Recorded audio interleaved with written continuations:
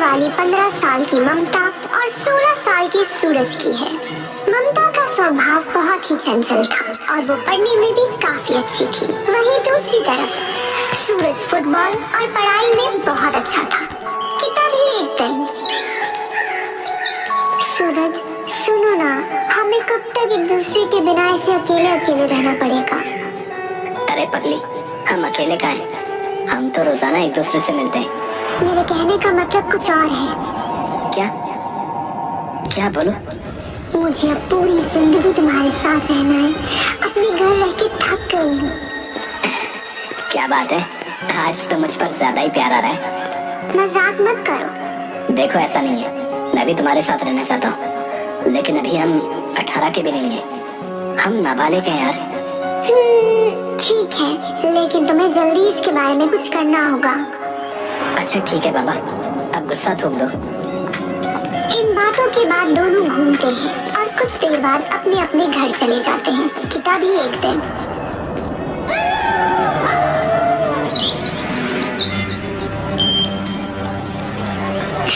सूरज, मुझे मेरे घर नहीं रहना। मुझे यहाँ से कहीं दूर ले चलो। तुम रोना बंद करो, मैं कुछ सोचता हूँ यार। ठीक है, चलो हम भाग चलते हैं। जाओ कपड़े पैक करो और रात को 11 बजे मुझे पोस्ट ऑफिस के पास मिलना, ठीक है? ठीक है, तुम जल्दी आना। दोनों अपने घर से भागने के लिए पूरी तैयारी के साथ निकलते हैं। हाँ, तुमने सब रख लिया ना? हाँ, चलो। दोनों चोरी छुप के शहर से बाहर निकलने की कोशिश कर रहे होते हैं कि तभी अचानक एक पुलिस की गाड़ी सामने आ जाती है। रुको रुको, आधी रात को तुम दोनों कहाँ जा रहे हो रे? कहीं नहीं सर, हम बस अपने घर जा रहे हैं। ज्यादा चालाकी दिखा रहा है? सही सही बता कहाँ जा रहा है इस लड़की को लेके? और शक्ल से तो तुम दोनों नाबालिग लगते हो। नहीं नहीं। हाँ सर, हम घर से भाग रहे थे क्योंकि हम दोनों एक दूसरे से शादी करना चाहते हैं। ये कोई शादी करने की उम्र है? लगाओ क्या एक? चलो बैठो गाड़ी में। नहीं नहीं, मुझे जेल नहीं जाना। अरे डरो मत, जेल में नहीं डालूंगा। बच्चे हो इसलिए घर छोड़ देता हूँ, लेकिन आइंदा मैंने तुम्हें भागते हुए देखा तो जरूर जेल में डालूंगा, समझे? पुलिस वाला दोनों को बिठा के उनके घर छोड़ देता है। कुछ दिनों तक मामला शांत रहता है। दोनों के घर वालों ने उन्हें अलग कर दिया था, लेकिन चोरी से वे दोनों एक दूसरे से मिला करते थे। ऐसे मिलते मिलते उन्हें 5 साल हो गए। अब दोनों बड़े हो चुके हैं। दोनों एक दूसरे के प्यार में इतने पागल हैं कि कुछ भी कर सकते हैं। और अब सूरज मर्चेंट नेवी ऑफिसर भी है। सूरज अपनी छुट्टियों में ममता से मिलने आया। हेलो डार्लिंग, देखो मैं तुम्हारे लिए क्या लाया। क्या हुआ? तुमने कहा था जब हम बड़े हो जाएंगे तो एक दूसरे के साथ रहेंगे, लेकिन लगता है अब तुम मुझसे प्यार नहीं करते। ऐसे मत कहो, तुम बताओ मैं क्या करूं? मैं तुम्हारे लिए कुछ भी करूंगा। तो ठीक है, अपनी नौकरी छोड़ दो और चलो कहीं दूर भाग चलते हैं। ठीक है, लेकिन कुछ नहीं। अगर तुम आज रात सब छोड़ मेरे पास नहीं आए तो मेरा मरा हुआ मुंह देखोगे। उसी रात सूरज और ममता अपने अपने घरों से भाग जाते हैं और एक मंदिर में जाके शादी कर लेते हैं। और अगले ही दिन खुशी खुशी दोनों सूरज के माँ बाप से मिलने जाते हैं। देखो माँ, मैंने शादी कर ली। मैं आपकी बहू को साथ लाया हूँ। लल्ला, तूने क्या किया लल्ला? अब हम समाज में तो मुंह दिखाने के लायक ही नहीं रहे। तेरे पापा तो शर्म से ही मर जाएंगे। तभी वहाँ सूरज के पापा आ जाते हैं और ममता उनके पैर छूने को आगे बढ़ती है। ये सब क्या हो रहा है? ये लड़की कौन है? पापा, हम दोनों ने शादी कर ली है। सूरज के पापा को ये सुनकर झटका लगता है और वो अपने सीने को पकड़ के कहते हैं, शादी कर ली? चले जा मेरी नजरों के सामने से। आज से तुम हमारे लिए मर गया समझा, और हम तेरे लिए। चल जा यहाँ से। अपने आप को संभालिए। हमारे खून में खराबी है तो हम क्या कर सकते हैं। जाओ और जाके इसके पिंड दान की तैयारी करो। आज से हमारा बेटा मर गया। सूरज के दिल को चोट पहुंचती है, लेकिन वो ममता को लेके ममता के घर जाता है। पापा, मैंने शादी कर ली। नमस्ते पापा मम्मी। हमें आशीर्वाद दो। जब बच्चे हवा में उड़ जाते हैं तो उन्हें रोकना मुश्किल ही नहीं, नामुमकिन होता है। अरे आप भी ना, हमारी बच्ची बड़ी हो गई है और अब हमारी बेटी की कमी भी पूरी हो गई। सूरज और ममता अपने घर वालों से मिलने के बाद अपने किराए के घर में जाते हैं। दोनों हंसी खुशी अपने घर में रहते हैं, लेकिन असली दिक्कत अब शुरू होती है। इस शादी के चलते सूरज ने अपनी इतनी अच्छी नौकरी छोड़ दी। ये अच्छी जॉब है, मुझे इसके लिए अप्लाई करना चाहिए। हस्बैंड जी, क्या देख रहे हो? अरे मैडम जी, नौकरी तो चली गई, अब काम तो ढूंढना पड़ेगा ना। ठीक है, तुम ढूंढो, मैं तुम्हारे लिए चाय लेके आती हूँ। ममता चाय बनाने के लिए रसोई में जाती है। रसोई में एक खिड़की होती है, वहाँ से कुछ लड़के ममता को देख रहे होते हैं और जैसे ही ममता उन्हें देखती है, मन ही मन मुस्कुरा कर इतराने लगती है।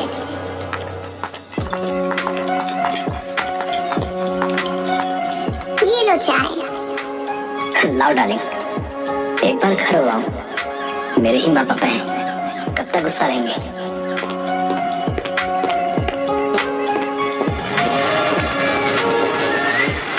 क्या भाई, क्या हाल? और ये खाना कहाँ से ला रहे हो?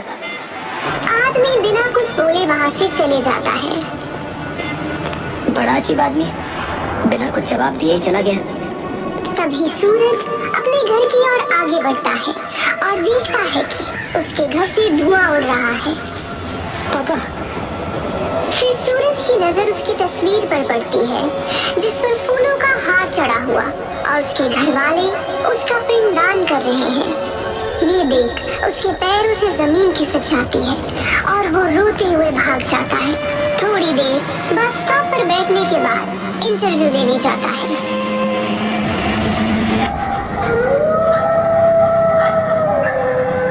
घर आते ही इंटरव्यू कैसा गया? अच्छा गया, कल से काम पर जाना है। क्या हुआ, कुछ बात है क्या? मेरे माँ पापा ने मुझे छोड़ दिया। मैंने इतनी बड़ी गलती की थी क्या? रो मत, मैं हूं ना। जैसे जैसे टाइम बीतता जाता है, चीजें ठीक होने लगती हैं और दोनों हंसी खुशी साथ रहते हैं। और एक साल बाद उनके घर एक छोटी सी लड़की जन्म लेती है।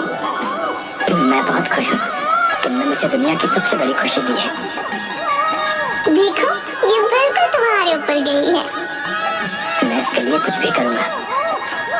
दोनों मिलकर उनकी बेटी को पालते हैं और वो तीनों एक खुशहाल फैमिली की तरह जीते हैं कि तभी एक दिन सूरज का दूर का भाई घर आता है। अरे आओ भाई, यहाँ बैठो। इतने दिनों के बाद कोई अपना आया है। हाँ भाई, किसी को तो आना ही था। और बता, भाभी गए? वो गुड़िया के पास है। ममता। हाँ आई।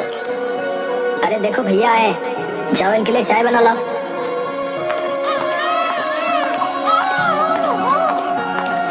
नमस्ते भाभी। नमस्ते, मैं अभी चाय लाती हूँ। और बता, आजकल क्या चल रहा है? कुछ नहीं भाई, कनाडा में एक बेकरी की शॉप पर काम मिला है, बस कुछ ही दिनों में वहाँ के लिए निकलना है। अच्छा, ये तो बहुत अच्छी बात है। अच्छा यार, क्या एक बात मैं पूछूं? हाँ हाँ बोल भाई। अब गुड़िया भी है और पैसे की बहुत प्रॉब्लम होती है, तो क्या तू मेरी भी मदद कर सकता है क्या? अगर मुझे भी कनाडा में काम मिल गया तो अच्छा होगा यार। ठीक है, तो तैयारी कर, मैं पता करवाता हूँ।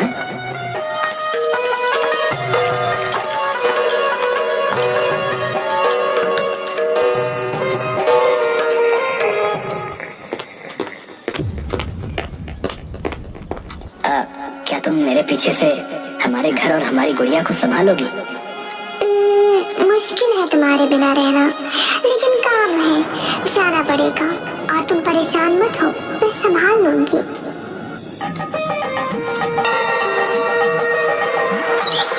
अरे सूरज, जल्दी आ, तेरे लिए खुशखबरी है।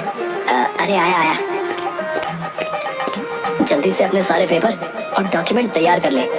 2 दिन बाद तुझे कनाडा के लिए निकलना है। थैंक्स भाई, तेरी जितनी तारीफ करो उतनी कम है। जा तो रहे हो, लेकिन तुम्हारे बिना एक दिन भी 1 साल जितना लगता है। सूरज और ममता तैयारी करते हैं और 2 दिन बाद सूरज कनाडा के लिए निकल रहा होता है। एयरपोर्ट पर हमारी गुड़िया का ध्यान रखना। हाँ जाओ, वहाँ जाकर हमें भूल मत जाना। सूरज को कनाडा गए हुए कई हफ्ते हो जाते हैं कि तभी एक दिन ममता को रास्ते में उसका एक खास दोस्त आदिल मिलता है। अरे ममता, तुम? आदिल? अरे मुझे पहचान नहीं पा रही क्या?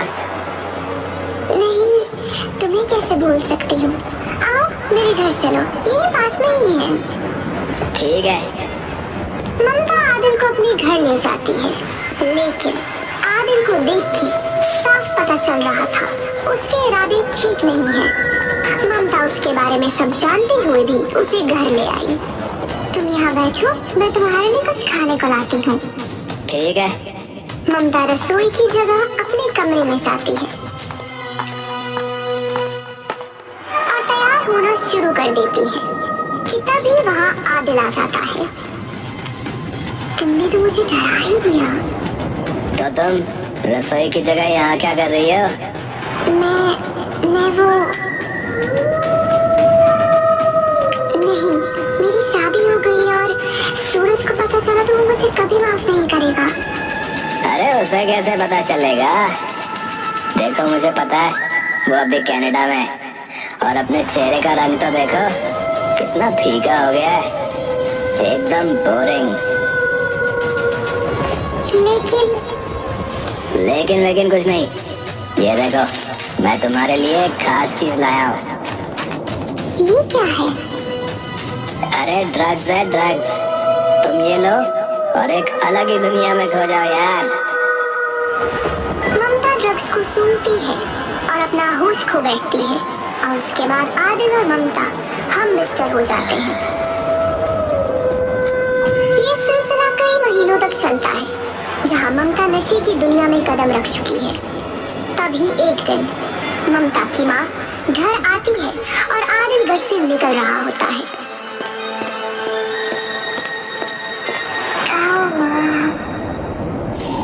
ये कौन है और तुमने अपनी क्या हालत बना रखी है? अरे माँ, कुछ नहीं, वो बस मेरा दोस्त है। तुमने ये नशे की आदत कब से लगा ली? और सूरज को ये सब पता चलेगा तो उसे कितना बुरा लगेगा। अरे माँ, तुम परेशान मत हो, उसे कुछ नहीं पता चलेगा। तभी सूरज का वीडियो कॉल आता है।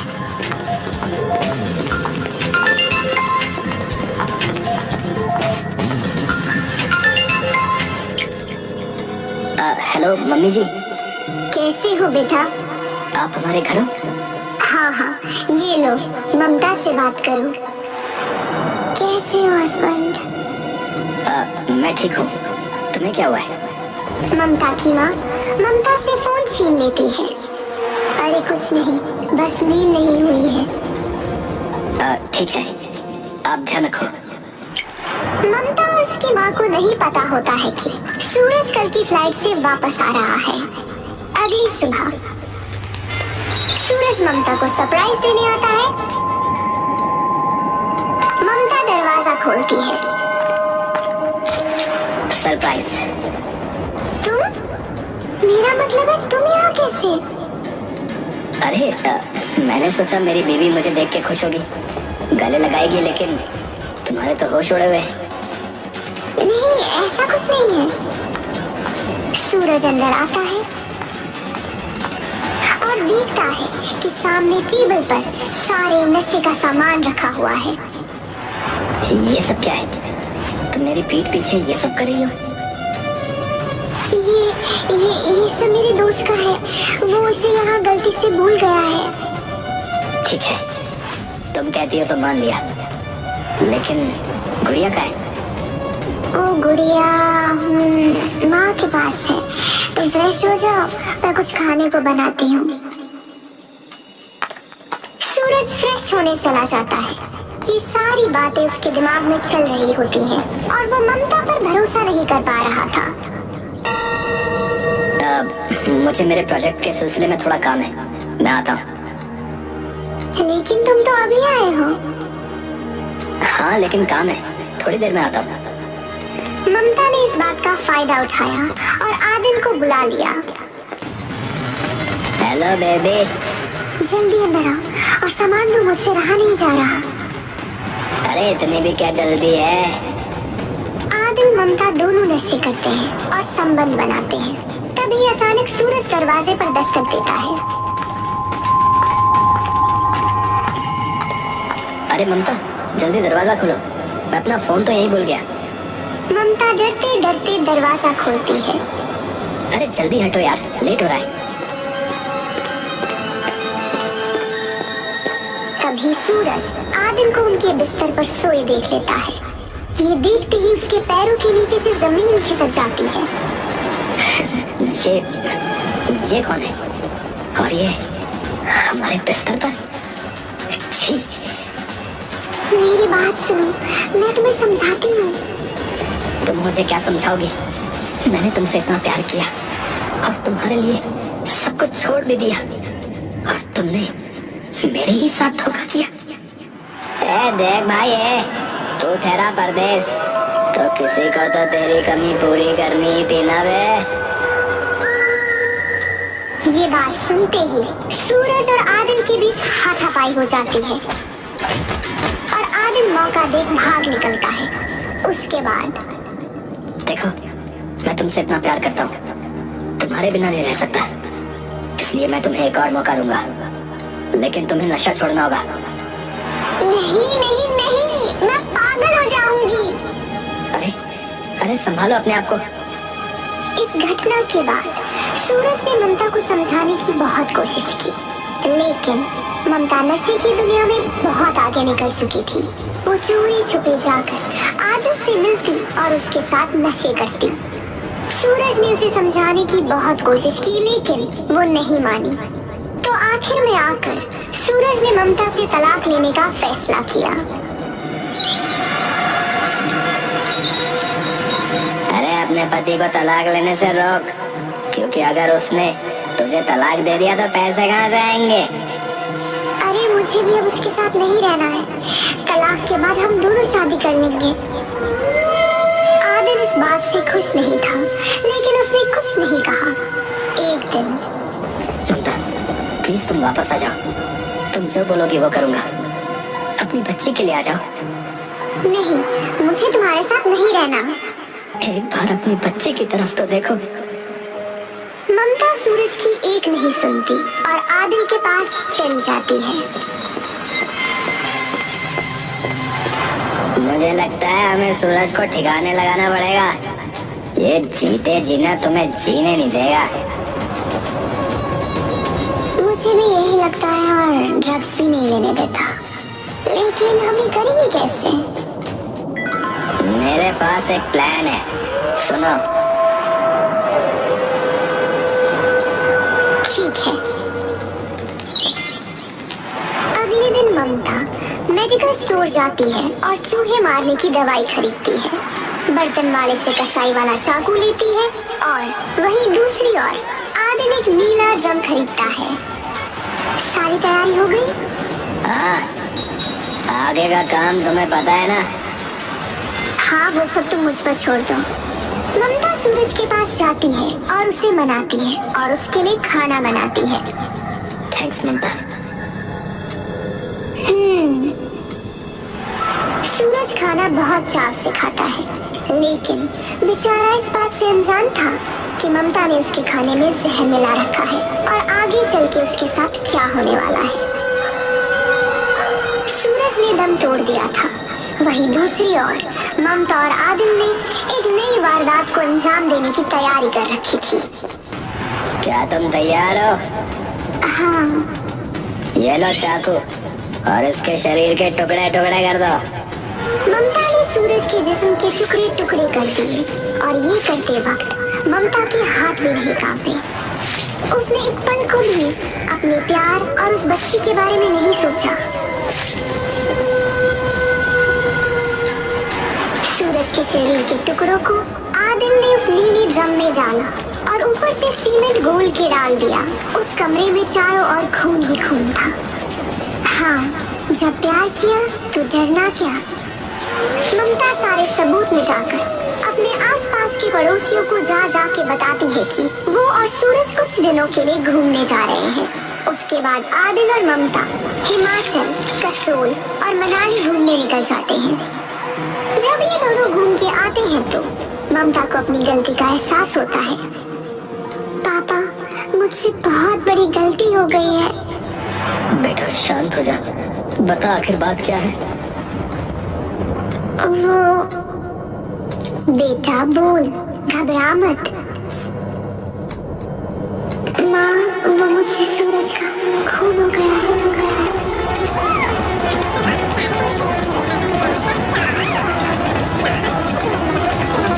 हम तेरा इसमें बिल्कुल भी साथ नहीं देंगे। तू हमारे साथ पुलिस स्टेशन चल। हाँ, तूने मेरा बेटा छीना है।